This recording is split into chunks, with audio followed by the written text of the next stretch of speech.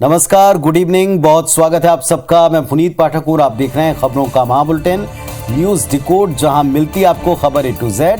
आज कौन सी बड़ी खबरें, कौन सी अहम तस्वीरें हैं, उनके पीछे की असल खबर क्या है, बताने के लिए शुरू करते हैं आज का न्यूज डिकोड।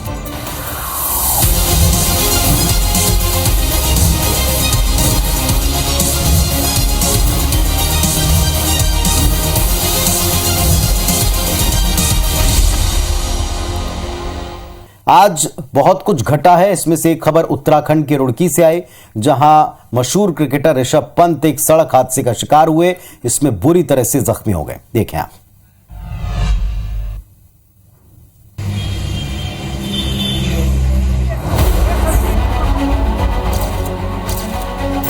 तेज रफ्तार कार और डिवाइडर से टक्कर, इसके बाद धू धू कर जलती कार से जख्मी हालात में निकलकर खुद को संभालते ऋषभ पंत। ये तस्वीरें एक भयानक सड़क हादसे की हैं, जो रुड़की के नारसन बॉर्डर और हम्मदपुर झाल के मोड़ पर हुआ। ऋषभ पंत मर्सिडीज कार में सवार थे। कार की रफ्तार 150 किलोमीटर प्रति घंटा थी।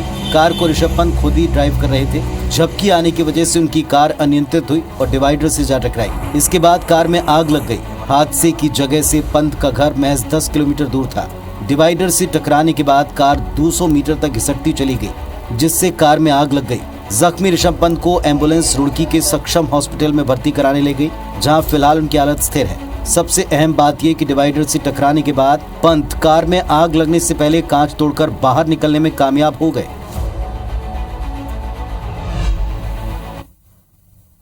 तो सबसे सुकून की बात यह कि भारतीय क्रिकेटर, लाखों दिलों के एक सितारे क्रिकेटर, ये बच गए हैं, बाल बाल बचे हैं। बड़ा गंभीर ये हादसा था। कई सेलिब्रिटी, सितारे, नेता सड़क हादसों में अपनी जान गंवा चुके हैं। कौन है वो प्रसिद्ध लोग जो अक्सर इस तरह की तस्वीरों के बाद में काल के गाल में समा गए? आज हम उनको भी याद करें। अहमदाबाद हाईवे पर मुंबई से सटे पालघर में सड़क हादसे में टाटा ग्रुप के पूर्व चेयरमैन साइरस मिस्त्री की मृत्यु हो गई थी। 30 जून 2007 को दिल्ली के पूर्व मुख्यमंत्री रहे साहिब सिंह वर्मा की सड़क हादसे में जान गई थी। वो जयपुर दिल्ली हाईवे पर अपनी टाटा सफारी से जा रहे थे। तेज रफ्तार ट्रक से उनकी गाड़ी भिड़ गई। 25 दिसंबर 1994 को भारत के 7वें राष्ट्रपति ज्ञानी जैल सिंह की सड़क हादसे में मृत्यु हुई थी। 29 नवंबर 1994 को वे हादसे का शिकार हुए थे। ये दुर्घटना आनंदपुर साहिब जाते वक्त हुई। जून 2000 को कांग्रेस नेता राजेश पायलट की सड़क हादसे में मौत हो गई। पेशे से पायलट, राजेश पायलट के एक्सीडेंट जयपुर में हुआ था और गंभीर चोट की वजह से वो बचाए नहीं जा सके। 25 अक्टूबर 2012 को जाने माने कॉमेडियन जसपाल भट्टी की पंजाब में एक सड़क दुर्घटना में ही मृत्यु हुई। 16 सितंबर 2011 को क्रिकेटर से नेता बने अजरुद्दीन के बेटे की भी एक रोड एक्सीडेंट में मृत्यु हुई। दुनिया में अपनी खूबसूरती के लिए मशहूर 36 साल की प्रिंसेस डायना भी कार एक्सीडेंट में मारी गई थी। 31 अगस्त 1997 को पेरिस के पास उनकी कार का एक्सीडेंट हुआ और उनके साथ साथ दोस्त और पत्रकार डोडी अल फायद, वो भी मारे गए थे। इतनी सारी सेलिब्रिटीज की लिस्ट आज के दिन बताने के बाद ये बात हम फिर से कहेंगे, गनीमत है, थैंक गॉड, भगवान का शुक्रिया कि ऋषभ बच गए हैं और अब आगे उनके फैंस चाहते हैं कि वो जल्दी सेहतमंद होकर वापस खेलते नजर आए। आज वैसे बहुत सारे दुखद घटनाक्रम हुए हैं। आज देश के प्रधानमंत्री नरेंद्र मोदी की माताजी हीराबेन ने अंतिम सांसें ली। आज वे पंचतत्व में विलीन भी हो गईं।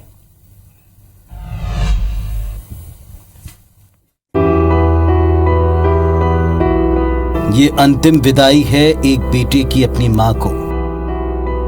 ये अंतिम प्रणाम है एक मां को उसके बेटे का। तस्वीरें प्रधानमंत्री नरेंद्र मोदी की मां हीराबा के अंतिम संस्कार की हैं, जिन्होंने शुक्रवार सुबह 9:30 बजे अहमदाबाद में अंतिम सांसें ली।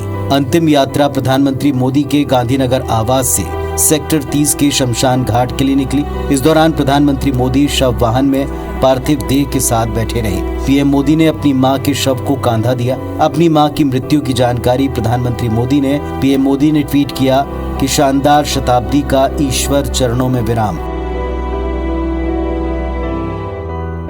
अहम बात ये रही कि मुखाग्नि देने के बाद प्रधानमंत्री मोदी तय कार्यक्रमों में शामिल भी हुए। अहमदाबाद से ही प्रधानमंत्री मोदी बंगाल में हो रही राष्ट्रीय गंगा परिषद की बैठक में वर्चुअली जुड़े। साथ ही हावड़ा से न्यू जलपाईगुड़ी वंदे भारत ट्रेन की शुरुआत की।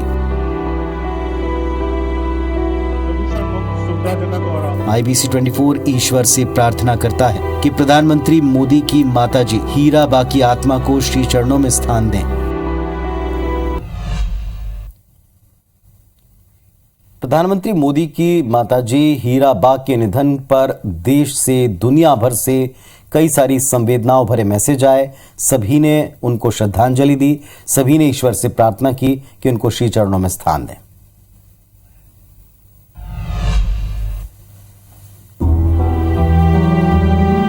सौ साल से ज्यादा उम्र जीने के बाद हीराबेन ने अंतिम सांसें ली। हीराबा की शख्सियत ऐसी थी जिसे चंद शब्दों में बयां नहीं कर सकते। नरेंद्र मोदी के मुख्यमंत्री और प्रधानमंत्री बनने में हीराबा का अमूल्य योगदान रहा।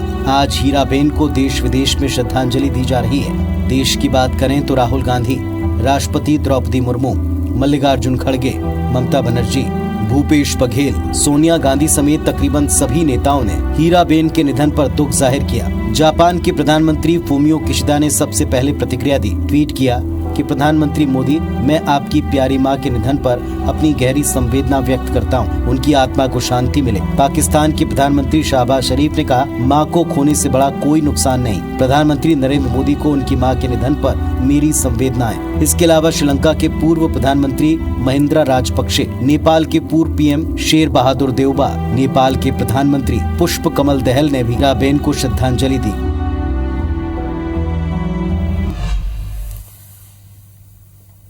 मां न सिर्फ बच्चे को जन्म देती है बल्कि उसके दिमाग, व्यक्तित्व, आत्मविश्वास को आकार भी देती है। कोई संदेह नहीं, मेरे जीवन चरित्र में जो कुछ भी अच्छा है उसका श्रेय मेरी मां को जाता है। ये पंक्तियां प्रधानमंत्री नरेंद्र मोदी की खुद की हैं, जो आज इस दुनिया में नहीं है। आज सही मौका है हम हीराबेन के व्यक्तित्व को भी थोड़ा सा झांकें, डिकोड करें। हीराबेन, हीराबा समय की पक्की और बड़ी ही परिश्रमी महिला थी। सुबह 4 बजे उठा करती थी, घर का सारा काम स्वयं किया करती थी। घर का खर्च चलाने के लिए हीराबेन कुछ घरों में बर्तन भी मांजा करती थी। अतिरिक्त कमाई के लिए वो चरखा चलाती थी। हीराबेन साफ सफाई की पक्की पैरोकार रही हैं। 100 साल की उम्र में कुछ खिलाने के बाद प्रधानमंत्री मोदी का वो मुंह पहुंचती हुई दिखाई पड़ी। हीराबेन की ईश्वर में अगाध आस्था रही, लेकिन साथ ही वो अंधविश्वासों से दूर रहीं। यही गुण उन्होंने प्रधानमंत्री मोदी समेत अपने सभी बच्चों में दिए। हीराबेन दूसरों की पसंद का सम्मान किया करती थी, मोदी के प्रयोगों को हमेशा प्रोत्साहित किया करती हैं। और अब अंतिम बात जो समझ में आती है, हीराबेन ने घरेलू नुस्खों और कड़ी मेहनत के दम पर अपने जीवन के 100 वर्ष पूरे किए और जिस तरह से अपने बच्चों की परवरिश की, आज सारी दुनिया में उसकी दूसरी मिसाल नहीं बनती। आगे बढ़ते हैं। छत्तीसगढ़ के पूर्व गृह मंत्री ननकीराम कंवर अक्सर कई बार ऐसा कुछ कह जाते हैं कि उनकी पार्टी को बड़ी मुश्किल होती है। एक बार फिर से कंवर ने आदिवासी समुदाय के लोगों को आबकारी विभाग की पिटाई करने बाबत ऐसा कुछ कहा है जिसको लेकर पार्टी असहज है।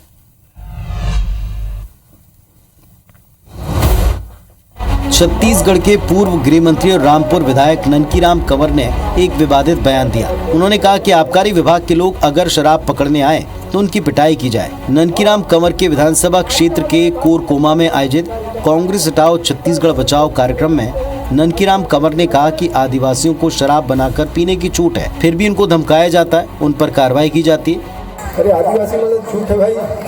नेताजी आपको विशेष करके बतला रहा हूँ, इसको जोर से दहाड़िए। और अब बारी आ गया भारतीय जनता पार्टी के कार्यकर्ताओं को। इस तरह से अगर पुलिस वाले जाते हैं आदिवासी के घर में तो उनको पिटाई करनी चाहिए। तो सुना आपने, पूर्व गृह मंत्री ननकीराम कंवर ने साफ तौर पर कहा कि पुलिस और आबकारी विभाग के लोग अगर आदिवासियों को तंग करें, उनके घर शराब पकड़ने आए तो उनकी पिटाई की जानी चाहिए। जिस समय ननकीराम कंवर ये बयान दे रहे थे उस समय नेता प्रतिपक्ष नारायण चंदेल समेत तमाम भाजपा नेता मंच पर ही मौजूद थे। ननकीराम कंवर का ये बयान अब सोशल मीडिया पर जमकर वायरल हो रहा है। तो आपने पूर्व गृह मंत्री ननकीराम कंवर को सुना। आप सोच रहे होंगे कि आखिर ये कैसा बयान है।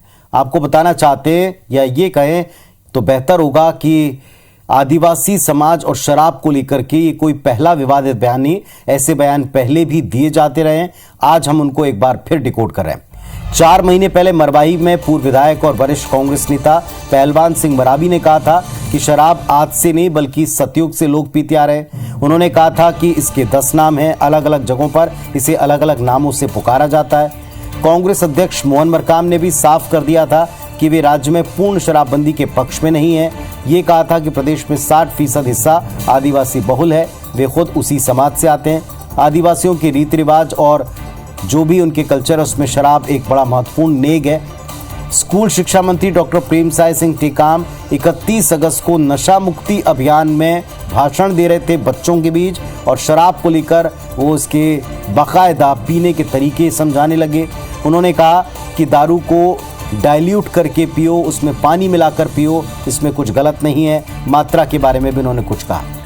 आज इस पर बड़ी बहस भी हुई, डिबेट भी छिड़ी। दोनों पक्षों ने एक दूसरे को ऐसे ही पुराने बयान याद दिलाए, लेकिन अपने नेताओं की बेलगाम जुबान पर वो अक्सर गोलमोल बातें करते नजर आए। विधानसभा चुनाव से पहले बीजेपी कांग्रेस मैदान के साथ साथ अब सोशल मीडिया प्लेटफॉर्म पर भी काफी एक्टिव है, और इसकी एक खास वजह देखिए आप।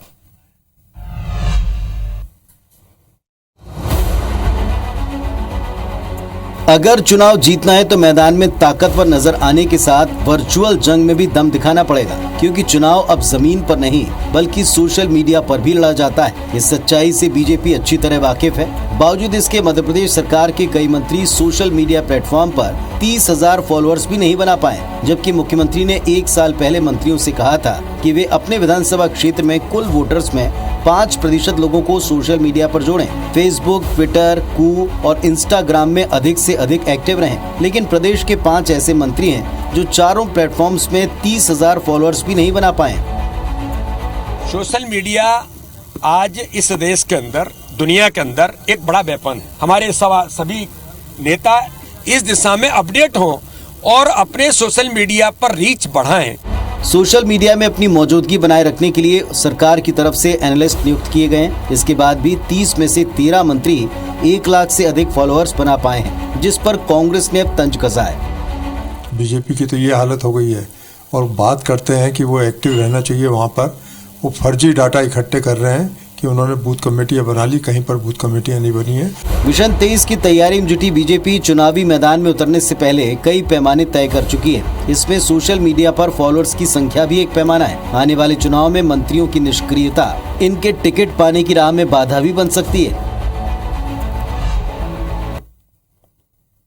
तो अब 23 भी दूर नहीं, कुछ घंटे दूर है, तो देखते हैं 23 में ये तमाम लोग अपने सोशल प्लेटफॉर्म्स को अप करने के लिए क्या करते हैं, संख्या कैसे बढ़ाते हैं। पूर्व सीएम उमा भारती पिछले 2-3 दिनों से जो कुछ कह रही हैं वो लगातार सुर्खियों में है और उनकी पार्टी को थोड़ा मुश्किल में डाल रहा है। आज उन्होंने एक बार फिर से एक बयान दिया। भगवान राम और हनुमान की भक्ति को लेकर ये बड़ा बयान है जो उनकी पार्टी को कटघरे में खड़ा करने के लिए काफी है। कम से कम कांग्रेस ने जमकर घेरा है। देखें आप।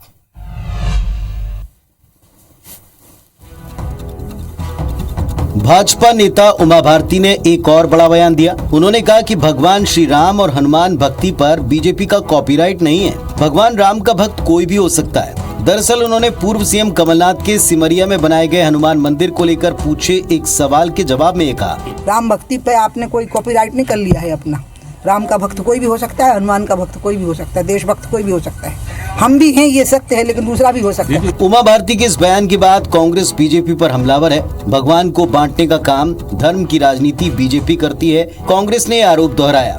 इधर बीजेपी ने कांग्रेस पर तुष्टीकरण की राजनीति के आरोप लगाए। पूर्व मुख्यमंत्री उमा भारती की तरफ से जो सही है, सत्य, वो आता जा रहा है। नहीं, राम और हनुमान किसी के पेटेंट नहीं हो सकते। भगवान राम सबके हैं। जो कांग्रेस इन पर कालनेमी बनकर घटिया राजनीति करने का काम करती है। इस दौरान उमा भारती ने मंत्री उषा ठाकुर और सांसद साध्वी प्रज्ञा सिंह ठाकुर के बयान का समर्थन भी किया। उन्होंने कहा कि शस्त्र रखना गलत नहीं है। तो पिछले 2-3 दिनों से जैसा हम कह रहे हैं, उमा भारती आखिर ऐसा क्यों कह रही है, जरा डिकोड करते हैं। पहली बात, भले ही आज उमा भारती बीजेपी में अपने आप को उपेक्षित महसूस करती हूं, लेकिन ये सच है कि लोधी समाज में उमा भारती का आज भी चेहरा बड़ा लोकप्रिय है। वो उसमें काफ़ी मजबूती से पैठ रखती हैं। लोधी समाज गिने चुने भारतीय जनता पार्टी में जो नेता है उनमें से वो सबसे ऊपर हैं। कल्याण सिंह के बाद उमा भारती का नाम इसमें सबसे ऊपर लिया जाता रहा है। यही वजह कि उमा भारती के बयान पर बीजेपी हमेशा बैकफुट पर दिखती है, क्योंकि चुनाव सिर पर आ गए और बीजेपी लोधी समाज को नाराज नहीं कर सकती। बीजेपी की मजबूती की बात अगर करें तो उमा का मकसद क्या है? दरअसल उमा भारती ने जिस स्तर की राजनीति की है, जैसा रुतबा उनका रहा है, वैसा अब नहीं है, बात स्पष्ट है। कहीं ना कहीं उमा भारती के बयान ये बता चले हैं कि वो फ्रस्ट्रेटेड हैं और अपनी खींच उतारती हुई नजर आती हैं। सच्चाई ये भी है कि बीजेपी उमा को नज़रअंदाज कर रही है। कई लोगों को लगता है संभावना बहुत कम है कि आने वाले वक्त में उनको कोई वैसी भूमिका मिले जैसी वे स्वयं चाहती हैं। लेकिन अब इसका परिणाम क्या होगा? अब इसका परिणाम पार्टी के लिए सुखद है या फिर उनके लिए कष्टकारी है, ये चुनाव आते आते तक और जाहिर होगा। आज के लिए बस इतना ही। तमाम खबरों और अपडेट्स के ऊपर जिस अंदाज में आप इस मंच के ऊपर डिकोड होते खबरें देखते हैं, आपकी प्रतिक्रिया आप हम तक जरूर पहुंचाएं। फिलहाल इतना ही। नमस्कार।